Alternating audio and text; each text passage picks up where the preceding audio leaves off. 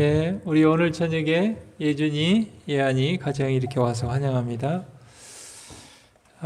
근래에 계속 광주가 이 코로나 확진자가 10명 이상 계속 이렇게 나오다 보니까 결국 1.5단계를 유지하지만 이제 종교 시설에 대해서 좌석수 대비 이제 20%만 이렇게 모이도록 이번 주에 그렇게 했습니다. 그래서 저희들이 총 한 300석이기 때문에 60명 정도 모일 수가 있습니다. 그래서 저녁 예배는 그대로 이렇게 모일 수 있겠고, 안식일은 부득불 지난번처럼 1부와 2부로 나눠서 1부는 9시 반 동구 쪽, 그 다음에 2부는 11시 남구 쪽 그렇게 모이고, 그래서 이제 이번 주까지만 좀 그렇게 되고 다음 주부터는 좀 다시 풀려서 우리가 예정대로 전도회를 잘 할 수 있도록 좀 기도해 주시기를 바랍니다.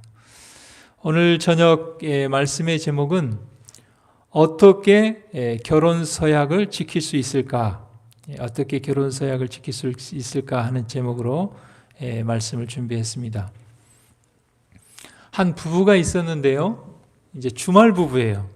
그래서 이제 주말만 이렇게 만나고 그렇게 하다 보니까 아쉽잖아요. 주말에만 한 번씩 보니까 기회가 되면 좀 같이 살 수 있는 그런 길과 방향을 모색하다가 어느 때 이제 드디어 이렇게 같이 살 수 있는 기회가 됐습니다. 잘 됐죠? 떨어져 살면서 일주일에 한 번 보다가 일주일 내에 같이 있게 되니까 얼마나 잘 됐습니까? 그렇죠?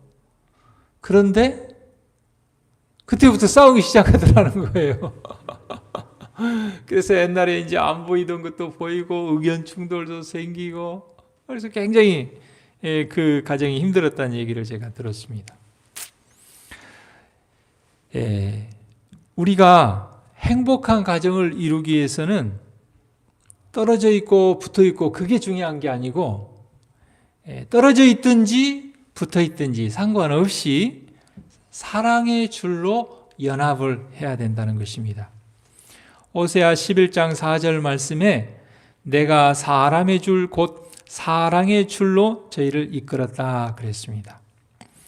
많은 가정들에는 그 가족들로 결혼하여 그들 자신들의 행복한 가정을 이루도록 준비하게 하는, 행복한 가정을 이룰 수 있는 요소들이 있습니다. 예의. 우리가 참 남모르는 사람, 그런 사람들한테는 굉장히 우리가 예의를 지키고 이렇게 하는데, 우리가 이물 없다고 이렇게 가까운 배우자 간에 또 자녀들한테 이렇게 이제 함부로 하는 경우들이 있지 않습니까? 그런데 그것은 행복을 깨는 것입니다. 오히려 가까울수록 어때요? 서로 예의를 지키고 또 존경하고 존중해주고 또 순종하고, 그런 그리스도의 공손함이 있을 때 행복한 가정을 이룰 수 있다는 것입니다. 인내. 참 그렇지 않습니까? 우리가 인내하는 것, 좀 참아주고 용서해주고, 그 다음에 친절하게 해주고, 이왕이면 좀 말도 좀 친절하게 하고, 어때요? 그렇죠? 좀 뭐 도와달라고 하면 이렇게 친절하게 도와주고, 서로 얼마나 행복한 가정이 되겠습니까? 또 온유한 예모, 또 그리스도인의 동정과 사랑, 이런 요소들이 행복한 가정을 이루게 하는 것입니다. 뭐 떨어져 산다, 뭐 붙어서 산다, 그것이 아니고.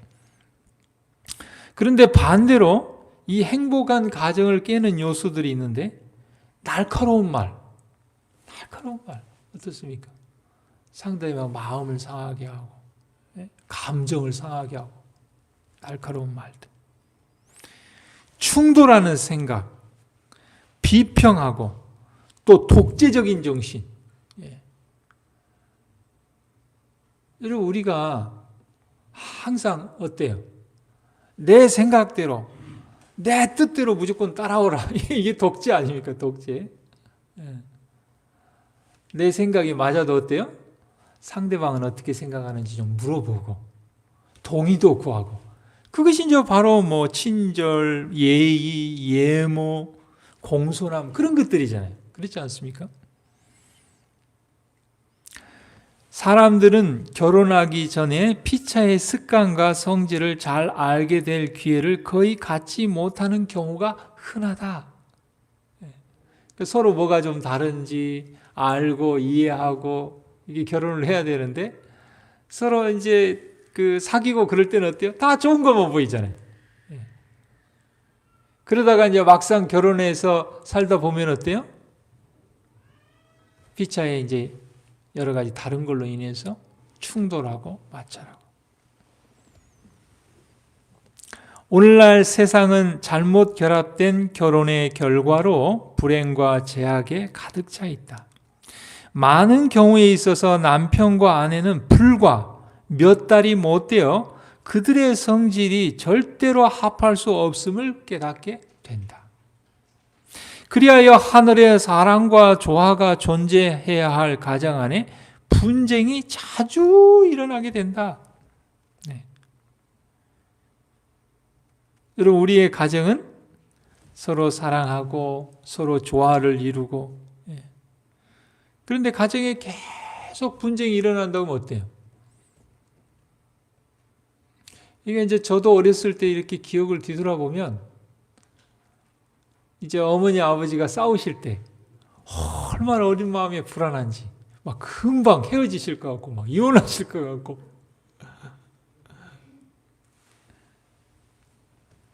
그래가지고 제가 저희 둘째가 이제 고등학교 2학년 될 때 이제 총회를 하고 학부모 이제 그 학교 선생님 거기 이제 모임에 이렇게 갔는데, 그 선생님이 새로운 반을 맡을 때마다 아이들에게 늘 이렇게 설문을 받는데, 언제 제일 행복한가? 언제 제일 힘들고 어렵고 불행하다고 느끼는가? 그 설문을 받는데 매년 받을 때마다 똑같이 나온대. 그래서 아이들이 언제 행복한가? 뭐 공부를 잘하고 막 성적이 잘 나와서 행복한 게 아니고, 엄마 아빠가 행복하게 잘 지내는 모습을 보면 제일 행복하다. 그럼 언제 제일 불행함을 느끼는가? 엄마 아빠가 싸우고 막 그럴 때. 참 우회죠. 선생님이 그때 그거 참 특별했어요. 그러니까 뭐냐면요, 우리가 가정에서 우리가, 그러니까 자녀의 문제는 대개 부모의 문제가 많아요. 그래서 이렇게 부부간에 서로 예의를 지키고 존경하고 순종하고 인내하고 친절하고 온유한 예물을 지키고 동정하고 사랑하고 그런 행복한 모습을 부부간에 보여줄 때 아이들은 어때요? 행복하고 마음이 평안해서 공부도 하고 싶고 그런 거 아니겠습니까? 근데 계속 엄마 아빠가 분쟁하고 막 싸우고 막 큰 소리 내고 그러면 어린 아이들 마음에 어때요? 이게 가정인가? 아유, 나는 크면 결혼 안 하고 싶어. 그런 마음을 들게 하는 거죠. 근데 엄마 아빠가 서로 사랑하고 잘 지내는 모습을 보면 어때요? 아, 나도 빨리 좋은 배우자 만나서 우리 엄마 같은 사람, 우리 아빠 같은 사람 만나서 이렇게 행복한 가정을 이루고 싶다. 그러지 않겠습니까? 사소한 사건에 대한 말다툼. 되게 말다툼이 뭐 큰 걸로 나옵니까? 작은 걸로 나옵니까? 별거 아닌 것들이에요. 작은 거. 별거 아닌 것들이에요. 네가 옳냐, 내가 옳냐. 그러한 그 사소한 사건에 대한 말다툼으로 격렬한 정신이 자라난다. 공공연한 반대와 논쟁은 가정 안에 말할 수 없는 불행을 가져온다. 그래서요, 지혜로운 부모들은 되게 좀 싸울 일이 있어도 어때요? 아, 여보, 좀 애들 없을 때 싸웁시다. 그런다든지. 그래서 막 아이들 앞에서 막 아빠를 깎아내린다든지 엄마를 그냥 무시한다든지. 이게 공공연한 그런 반대와 논쟁. 그것은 가정 안에 말할 수 없는 불행을 가져오게 되는 것입니다. 아빠가 엄마를 무시하면은요, 아이들도 엄마를 무시하는 것입니다. 엄마가 아빠를 존중하지 않으면 아이들도 아빠를 존중하지 않는 것입니다. 그런데 가정에서 엄마가 아빠를 쫙 존중하면 아이들도 아빠를 존중하고, 아빠가 엄마를 쫙 이렇게 존중하면 아이들도 엄마를 존중하고. 그래서 뭐 제가 보니까 어느 집이나 다 마찬가지인 것 같은데, 정말 가장으로서 돈 벌어 오는 가장은 항상 뒷전이고, 맛있는 거 있으면 요즘은 뭐 애들 먼저 챙기더라고요. 예전에는 다 하여튼 맛있는 거, 뭐 귀한 거 있어. 아이, 아빠 오실 때까지 기다려라. 아빠 먼저. 그랬는데 언제부터 바뀌었어요. 그래가지고, 아이고, 당신 먹지 말고 나도 애들 오면 애들 줍시다. 그런데, 좀 바뀌었어요. 많이 바뀌었어요. 그런데, 얼마나 참 우리 장로님, 집사님들, 가장들이 수고합니까? 이 치열한 세상 속에 가서 돈 벌어서 이 가정을 돌보기 위해서 얼마나 고생합니까? 그렇죠? 네. 그래서 정말 얼마나 당신 고생이 많아요. 네. 정말 그 월급이 크건 작건 그 가져오면 참 고생했다고, 수고했다고, 네. 그렇게 감사를 표현을 하고. 또 남편은 어때요? 아이고, 하루 종일 당신 집에서 뭐 했어? 이러기보다는, 아이고, 살림하고 자녀들 키우고, 얼마나 서로 그렇지 않습니까? 그럼 그런 가정은 얼마나 행복한 가정이 되겠습니까? 그리하여 사랑의 줄로 연합되어야 할 두 사람이 서로 갈라서게 된다. 결혼 생활의 행복과 성공은 두 편의 연합 여하에 달렸다.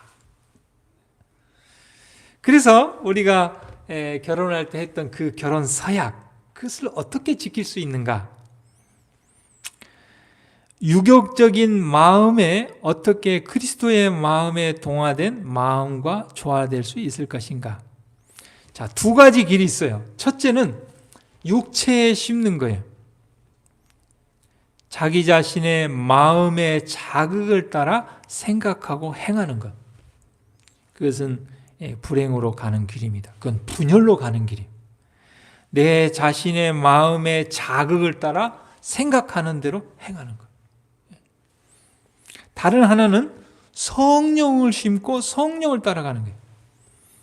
이기주의를 억누르고, 성령을 통해서 이기주의를 억누르고, 그릇된 성향을 극복하며 주의 종으로서 그가 고백한 대로 주께 순종하면서 살고자 노력할 때, 그때 어때요? 연합이 일어나게 되는 것입니다. 신자가 원칙에 굳게 서서 회개하지 않는 자를 이기라 그랬어요. 원칙은 사랑이죠. 사랑으로 회개하지 않는 자를 이기고, 또 자기 자신을 제어하고, 또 가족을 부양할 능력, 이 두 가지가 없음에도 불구하고 결혼을 한다는 것은 불행의 시작이 될 수가 있다는 거예요. 그런데 사단이 자신을 제어할 수도 없고 가족을 부양할 능력도 없는 사람들을 결혼만 하면 행복할 수 있다, 그렇게 남녀를 자극해서 결혼하게 해서 불행을 만들어낸다는 것입니다. 두 가지 뭐가 있어야 된다고요? 내 자신을 제어할 수 있어야 돼요. 이기주의를 억누르고 그릇된 성향을 성령의 능력으로 극복하고, 그 다음에 가족을 부양할 능력. 꼭 돈을 많이 벌어야만이 아니고, 어쩌겠건 가족을 부양하기 위해서 어때요? 최선을 다하고 노력하고 일하려고 하는 그런 태도가 중요한 것입니다. 자기 자신을 갖지 않은 상대방의 성질에 맞춘다. 상대방이 나한테 맞춰야 됩니까? 내가 상대방이 맞춰야 됩니까? 참 상대방이 나한테 맞추라고 하기는 참 어려워요. 그렇지 않습니까? 어려워요. 그래도 내가 하나님 앞에 굴복하고 기도하면 내가 어때요? 상대방에게 맞출 수 있는 것이죠. 그게 최선의 길입니다. 그것이 바로 결혼 서약을 지킬 수 있는 방법입니다. 나와 같지 않은 상대방의 성질에 맞추는 것.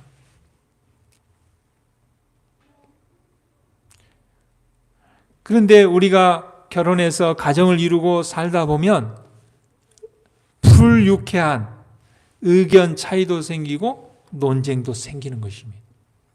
그럴 때 그것을 어때요? 성령의 능력으로 극복하고 이겨내는 것입니다. 결혼 서약이 깨어지지 않도록 하는 방법을 평생 연구하라. 저는 참 이 재림신도의 과정에서 이 말씀이 제일 좋아요. 언제까지 연구하라? 평생 연구하라. 평생을 연구하라. 결혼 서약이 깨어지지 않도록 하는 방법을 평생 연구하라. 신혼의 신비로운 시기가 지나고 사랑하게 하는 그 황홀한 힘이 다하면 한편 또는 양편에서 그들의 참된 형편을 깨닫게 된다.